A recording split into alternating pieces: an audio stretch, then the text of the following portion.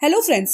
बहुत से लोग जब 20s में अपना करियर स्टार्ट करते हैं और अपनी इन्वेस्टमेंट की जर्नी स्टार्ट करते हैं तो वो कंफ्यूज हो जाते हैं कि उन्हें कितना अमाउंट इन्वेस्ट करना चाहिए, कहाँ इन्वेस्ट करना चाहिए। ऐसे में वो अपने फ्रेंड्स और कलीग से पूछते हैं कि उन्हें क्या करना चाहिए।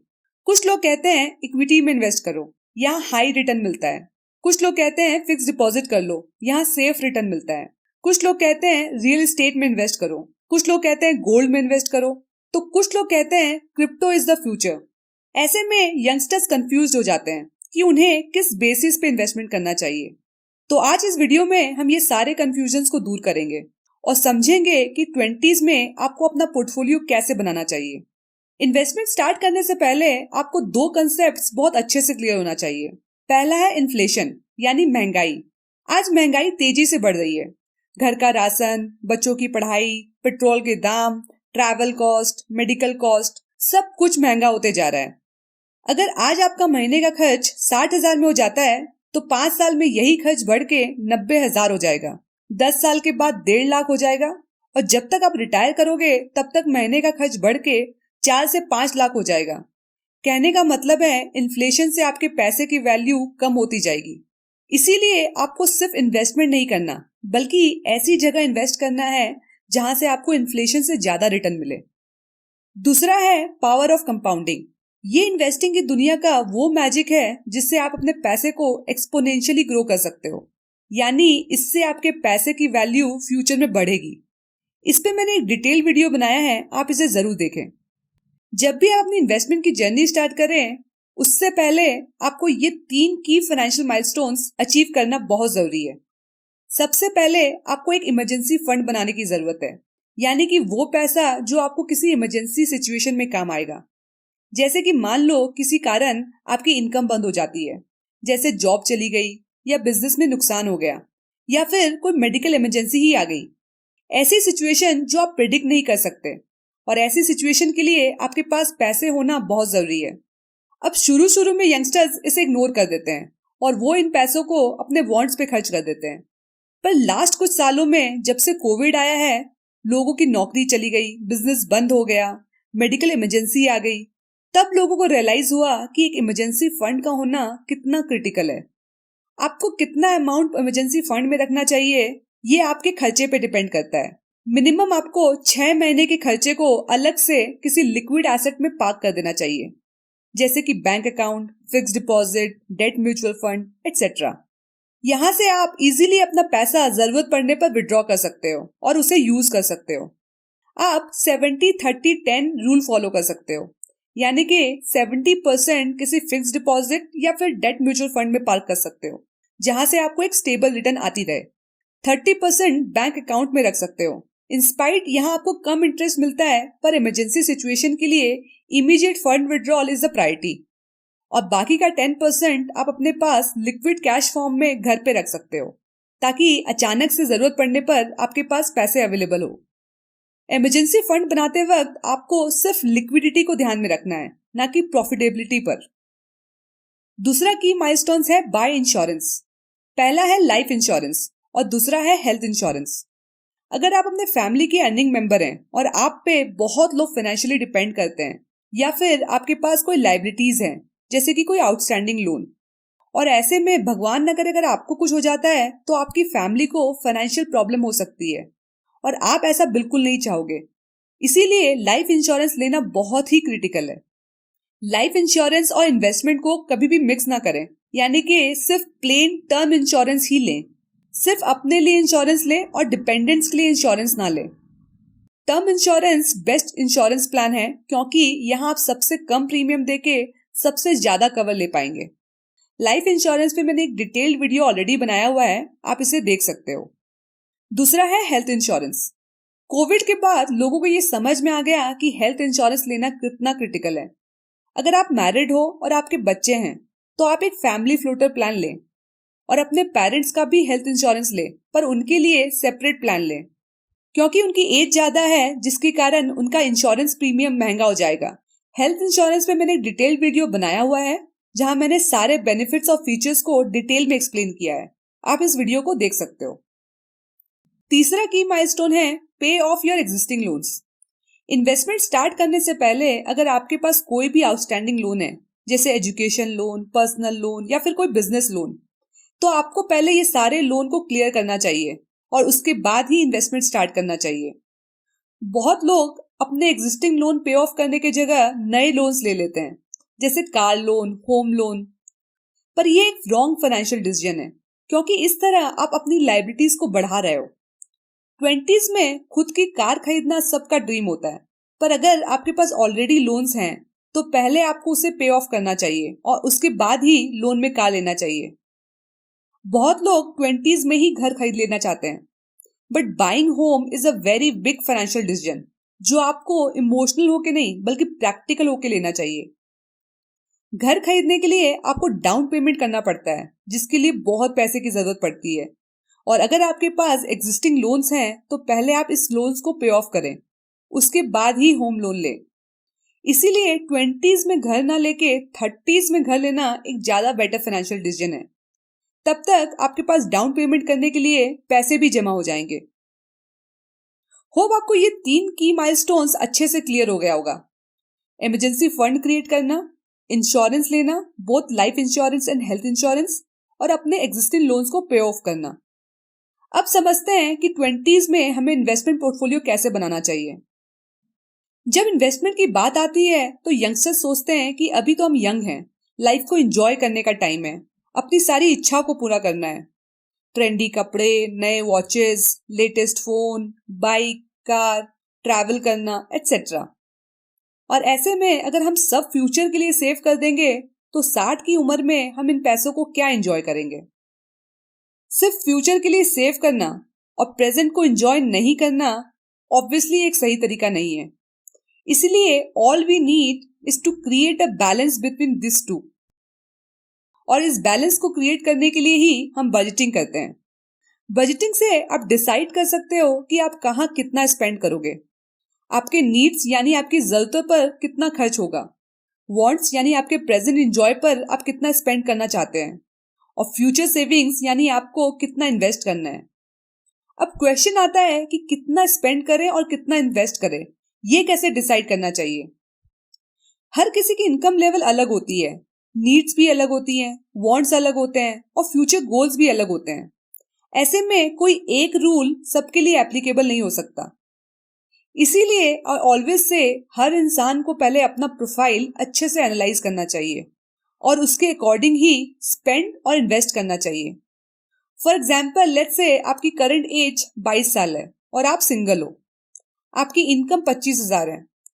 इस इनकम में या तो आप प्रेजेंट लाइफ को एंजॉय कर लें या फिर फ्यूचर के लिए इन्वेस्ट कर लें। 20s में most of the young people ये सोचते हैं कि वो अभी लाइफ को एंजॉय करेंगे और 30s में जब उनकी इनकम बढ़ेगी तब वो ज्यादा सेव कर लेंगे। Not investing in your 20s is a big financial mistake. मान लेते हैं आपकी इनकम 25,000 है और आप इस इनकम से हर महीने सिर्फ 10% यानी 2500 से मंथली SIP स्टार्ट करते हो।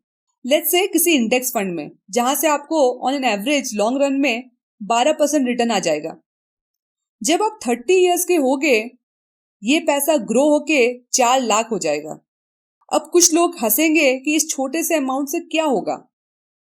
मान लेते हैं आप और कोई इन्वेस्टमेंट नहीं करते और इस फंड को ही ग्रो होने देते हैं। 60 की एज में जब आप रिटायर करते हो, ये 4 लाख ग्रो होके 1.2 करोड़ हो जाएगा। और ये देख के जो लोग आप पे हंस रहे थे वो अब पछताएंगे कि उन्होंने अर्ली इन्वेस्टिंग क्यों नहीं किया। एक छोटे से अमाउंट से भी आप लॉन्ग रन में एक बड़ा अमाउंट जमा कर सकते हो अगर आप 20s में इन्वेस्ट करते हो। So coming back to the question, हमें कितना इन्वेस्ट करना चाहिए। जैसा मैंने बताया, अपने प्रोफाइल को समझें और एक मिनिमम अमाउंट ही सही उससे इन्वेस्टमेंट स्टार्ट करें। 20%, 10% या फिर 5% से ही शुरुआत जरूर करें। अमाउंट कितना भी छोटा क्यों ना हो, अर्ली एज में इन्वेस्टमेंट स्टार्ट करना बहुत जरूरी है अगर आप एक फाइनेंशियल स्टेबल लाइफ चाहते हो। अब नेक्स्ट पॉइंट है कि हमें कहाँ इन्वेस्ट करना चाहिए। इसमें 3 फैक्टर्स बहुत इंपॉर्टेंट हैं: age, goals and risk. Goals जैसे कि घर लेना, गाड़ी लेना, बच्चों की पढ़ाई, उनकी शादी, पोस्ट रिटायरमेंट सेविंग्स एटसेट्रा। अगर आपकी एज कम है यानी आप 20s या 30s में हो तो आपके पास एक लंबा टाइम होराइजन होता है अपने गोल्स को पूरा करने के लिए, जिससे आप ज्यादा रिस्क भी ले सकते हो। वहीं अगर आप 40s या 50s में हो तो आपके गोल्स नजदीक होते हैं, टाइम भी कम होता है, जिसके कारण आप ज्यादा रिस्क नहीं ले पाते। इसे एग्जाम्पल से समझते हैं। लेट्स से आपने इक्विटी में अपना पैसा इन्वेस्ट किया, कुछ टाइम बाद मार्केट नीचे गिर गया और आपके पोर्टफोलियो की वैल्यू आधी हो गई। अगर आपकी फैमिली है, बच्चे हैं, आपके गोल्स नजदीक हैं, ऐसे में अगर आपके इन्वेस्टमेंट की वैल्यू गिर जाती है तो आपके पास ज्यादा टाइम नहीं होता अपने पोर्टफोलियो को रिकवर करने का, और हो सकता है लॉस में ही आपको अपना पोर्टफोलियो बेचना पड़ जाए। ये बहुत रिस्की है। अगर आपकी एज कम है और आप सिंगल हो और आपके गोल्स भी दूर हैं, यानी अगर मार्केट नीचे गिर भी जाता है तो आपके पास सफिशिएंट टाइम होता है इस लॉस को रिकवर करने का। इसीलिए अर्ली एज में आपके पास ज्यादा टाइम होता है, आप ज्यादा रिस्क भी ले सकते हो as compared to older age. So as a thumb rule, 100 minus your age should be your exposure in risky assets. तो लेट्स से अगर आपकी करंट एज 25 साल है तो 100 माइनस 25 यानी अप टू 75% आप रिस्की एसेट्स में इन्वेस्ट कर सकते हो। रिस्की का मतलब है ये एसेट्स हाईली वोलाटाइल हैं, यानी शॉर्ट टर्म में कभी ऊपर तो कभी नीचे जाते हैं, पर लॉन्ग टर्म में आप इनसे एक पॉजिटिव रिटर्न एक्सपेक्ट कर सकते हो। For example direct stocks, equity mutual funds, derivatives etcetera. In assets में इन्वेस्ट करने से पहले इसकी सही नॉलेज होना और एक लंबा टाइम होराइजन होना बहुत जरूरी है। एज अ बिगनर आप डायरेक्ट स्टॉक खरीदने की जगह किसी म्यूचुअल फंड में इन्वेस्ट कर सकते हो, जहां आपका पैसा एक्सपर्ट्स मैनेज करते हैं। म्यूचुअल फंड्स भी दो तरीके के होते हैं, active funds and passive funds. Passive funds यानी index funds. For example Nifty 50 एक इंडेक्स है जो इंडिया की टॉप 50 कंपनीज के मूवमेंट्स को ट्रैक करता है।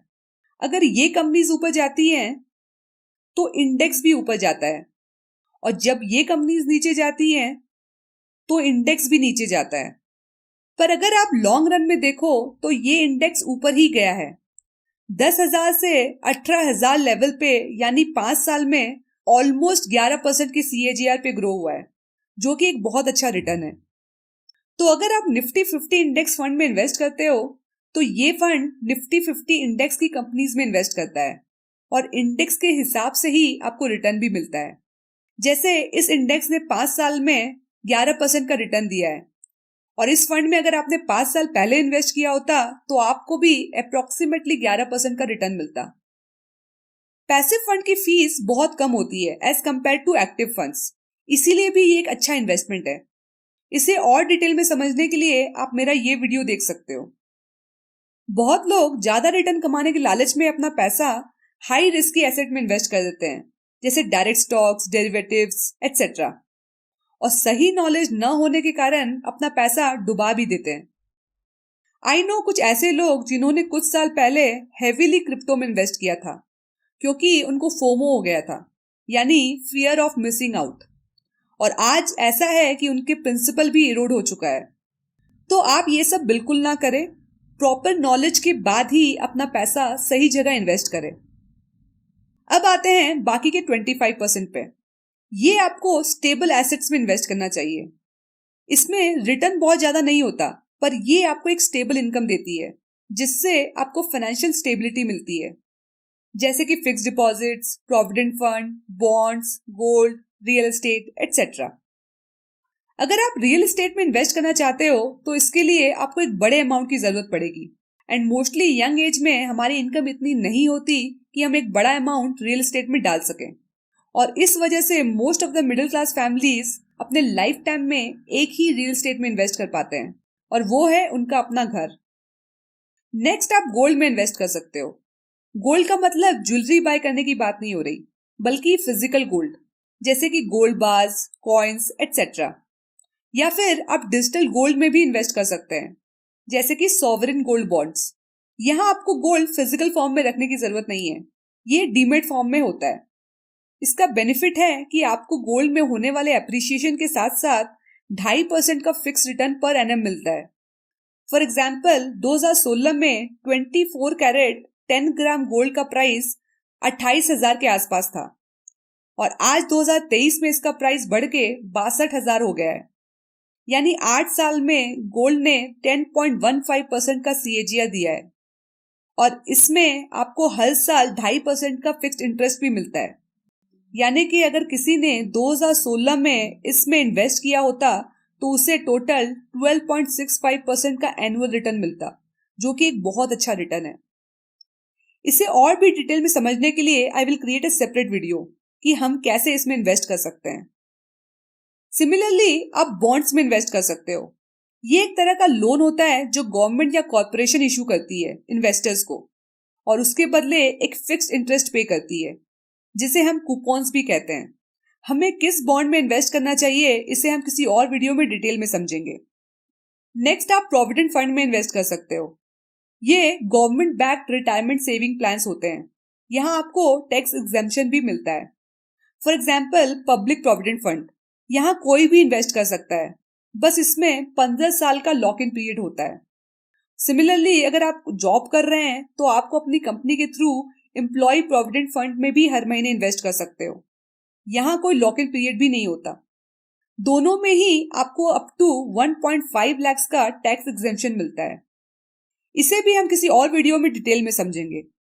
Last but not the least आप फिक्स्ड डिपॉजिट में इन्वेस्ट कर सकते हो। ये एक लिक्विड एसेट है जो इजीली कैश में कन्वर्ट हो जाता है और इसीलिए इमरजेंसी फंड के लिए ये एक बेस्ट इन्वेस्टमेंट है। इन्वेस्टमेंट के बहुत सारे ऑप्शंस हैं, पर जरूरी नहीं कि आपको इन सारे एसेट्स में इन्वेस्ट करना है। सबसे पहले आप अपने प्रोफाइल को अच्छे से इवैल्यूएट करें और अपने गोल्स को क्लियरली आइडेंटिफाई करें। उसके बाद ही इन्वेस्टमेंट करें। एसेट एलोकेशन पे मैंने एक सेपरेट वीडियो बनाया हुआ है, आप इसे भी देख सकते हो। होप आपको ये क्लियर हो गया होगा कि 20s में आपको अपना पोर्टफोलियो कैसे बिल्ड करना चाहिए।